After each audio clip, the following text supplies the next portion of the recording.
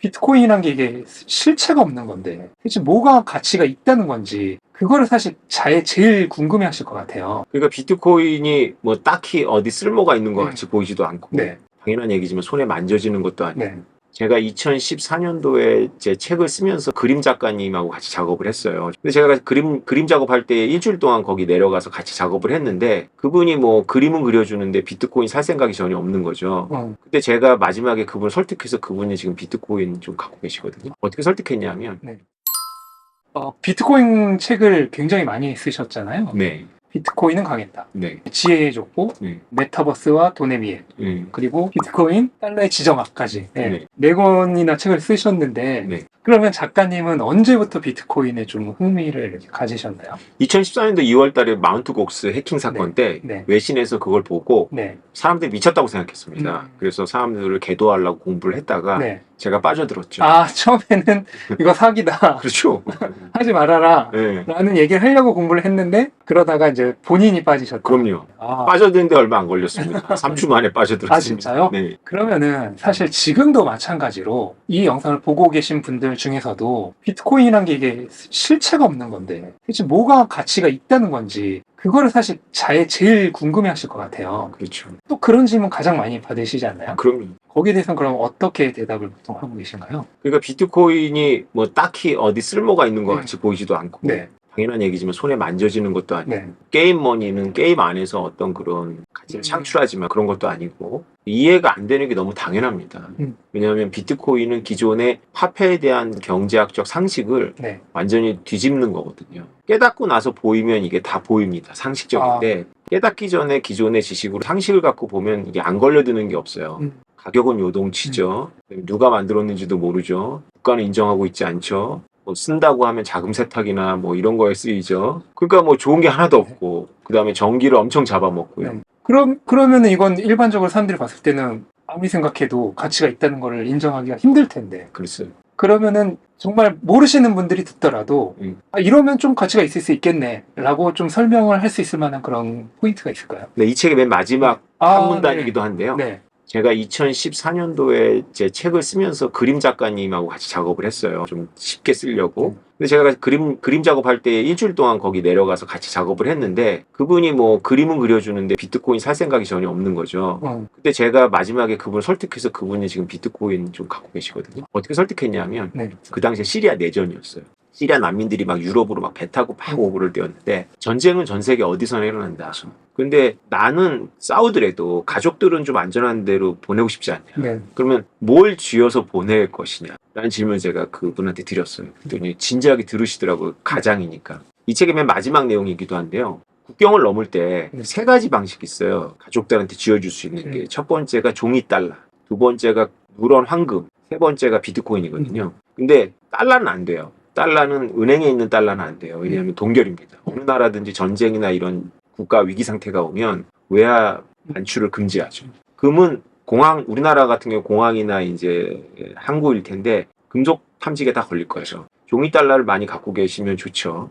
근데 한계가 있죠. 종이 소액권이. 근데 비트코인은 국경 수비대라든가 뭐 이런 데 걸릴 이유가 없어요. 암호키만 머릿속에 넣어놓으면 되거든요. 그러면서 전 세계 어딜 가서나 그걸 또 내려가지고 거기서 거래를 해서 쓸 수가 있는 거죠.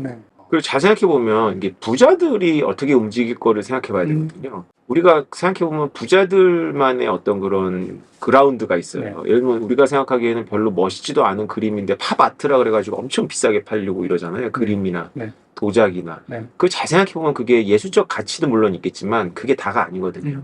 여러 가지 이유로 어느 정도 이상의 부를 가진 사람들은 위험을 분산하기 위해서 그런 게 필요해요. 한정되어 있고 누구나 가치를 인정해주고 더 만들 수 없고 그런데 특별히 가격을 특정할 수 없는 것들 여러 가지로 좋습니다. 그게 있는 게. 근데 비트코인은 그거와 되게 유사해요. 쉽게 말해서 그림이나 도자기보다 더 좋은 이유가 있어요. 어떤 부자가 지금 중국에서 사업을 정리하고 돈을 100억을 중국 국경 바깥으로 빼고 싶어요.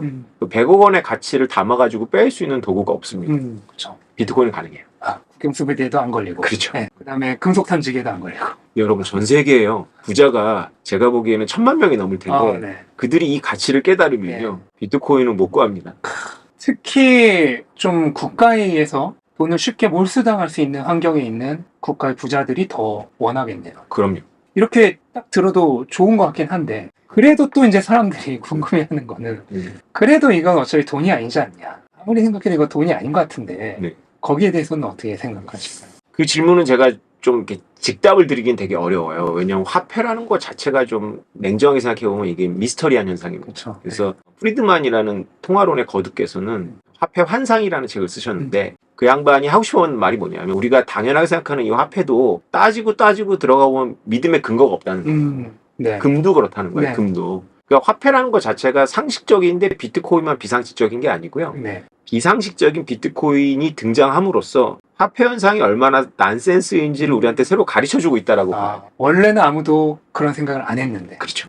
이제 와서 하게 되는 거죠. 네. 네. 예를 들면 비트코인이 가장 공격받는 게 화폐로서 공격받는 게 가격의 변동성이거든요. 네. 그럼 제가 이렇게 물어봐요. 경제학자들한테. 가격도 안정되어 있고 가치의 저장 수단도 되는 화폐가 있으면 말해주세요. 이렇게 얘기하면 경제학자 되게 당황합니다. 그런 화폐 없거든요. 그렇죠. 네. 사실 지금 이 책의 이 달러도 네. 이것도 사실 지금 가치 변동이 엄청나게 심하잖아요. 지난 100년 동안 99% 가치를 네. 잃었고요. 네. 70년으로 잡으면 한 70, 80% 네. 잃어버렸습니다. 네. 그리고 사실 달러라고 하는 것도 결국은 미국이란 나라의 신용이 아니면 아무것도 아닌 돈이잖아요. 그렇죠. 네. 그러면 비트코인은 그래도 좀 이제 좋다는 걸 그래도 좀 알겠는데 네. 근데 사람들이 또 많이 궁금해하시는 건 사람들은 사실 비트코인보다 네. 알트코인에 이제 투자를 하시는 분들이 더 많거든요. 많이 오르고 하니까. 그렇죠. 네. 그러면 알트코인들도 좀 가치가 있을 수가 있나요? 가능성이 있을까요? 저는 알트코인에 대해서 되게 부정적이었어요. 네. 왜냐하면 사람들이 비트코인도 믿기가 어려운데 어떻게 알트를 믿냐. 네. 알트코인들은 대체로 이제 그 퀵머니를 위해서 그 발행자들이 팔아치우기 위해서 만든 의도가 상당히 많거든요. 네. 그리고 이제 알트코인이 주장하는 그런 기술적인 돌파라는 게 잘 들여다보면 그닥 중요하지 않은 것들이 대부분이에요. 네. 포장만 이렇게 하는 거죠. 그렇죠. 의미가 별로 없거나 네. 아니면 실현 가능성이 없거나 뭐 네. 이런 것들이 대부분인데 저는 좀 요새는 달리 봅니다. 사람들이 그거를 계속 찾는 것 같아요. 사람들은 사기라고 해도 그거를 사는 거예요. 왜냐하면 사기들에도 내가 먼저 사서 먼저 팔면 되지 않냐 이런 생각을 하시는 것 같아요. 근데 비트코인은 아무리 생각해봐도 지금 들어와가지고는 인생이 안 바뀌잖아요. 네. 그런데 알트코인은 짧은 시간 안에 뭐 100배도 가고 1000배도 가거든요. 그런 게 없으면 제가 알트는 절대 하지 마 이렇게 말할 텐데 그런 게 있으니까 말할 수도 없고 그냥 상식적인 수준에서 많이 하진 마시고 그러면 10만 원에서 100만 원 정도 이렇게 여러 개 하고 그리고 한 100배 정도 먹으면 나와라. 무조건 나와라. 안 그래도 최근에 그 페페코인이라고 하는 저도 사실 그 짤을 그 유튜브에서 되게 많이 쓰거든요. 그 페페코인이 얼마 전에 보니까 최대 12만 %까지 아니다 12만 배까지 오른 사람이 나왔다고 얘기를 하더라고요. 그런 현상들이 이제 나오고 있는데 이렇게 좀 민코인이 사람들의 주목을 끌고 하는 이런 것들이 좀 암호화폐 생태계에는 부정적인 영향을 미칠까요? 근본적으로는 계속 부정적이었죠. 왜냐하면 사람들이 제가 비트코인을 가지고 설명을 하면 늘 욕을 먹는 게 이제 그런 현상들 때문에 욕을 먹는 거거든요. 네. 뭐 돈을 번 사람들은 소수지만 사실은 대부분은 이제 끝물에 들어가서 돈을 잃어버리고 물리고 하니까요. 그것과 비트코인은 다르다 뭐 이렇게 얘기를 하는데 사실 이번에 뭐 페페나 BRC20이나 이런 걸 쭉 보면 역시나 뭐 사람들은 이제 인생 역전을 원하니까 조그만 신선한 어떤 그런 그 내러티브만 있으면 일단 주목을 하고 그게 주목이 돼서 나만 주목하는 게 여러 명이 주목해서 가격이 올라가면 상장이 되는 순간 일단 돈을 벌어요. 그러면은 좀 사람들의 관심도를 올린다는 측면에서는 꼭 부정적이지만은 않다라고 그냥 저는 현실의 하나로 받아들입니다. 어떻게 할 수가 없는. 그걸 뭐 긍정하지도 부정하지도 않고 네. 그냥 현실의 하나로. 왜냐하면 개인적인 아픔들이 있죠. 왜냐하면 제 주변 사람들한테 비트코인을 2014년도부터 제가 쓴 책도 주면 설득을 했잖아요. 근데 이분들이 제 말을 안 듣다가 2017년도에 전부 알트에 물리더라고요. 비트코인 안 해. 정작 비트코인 안 타고 알트에 물려가지고 손해를 보고 원망하는 거지. 근데 저한테 직접 이제 말은 못하지만 이제 원망의 마음이 생기는 거죠. 그걸 제가 2020년에도 디파이 NFT 보면서 두 번 제가 그걸 보면서 이건 인간의 본성이고 내가 이거를 뭐 옳다 그르다고 할 수 있는 게 아니구나. 현실이구나. 이거.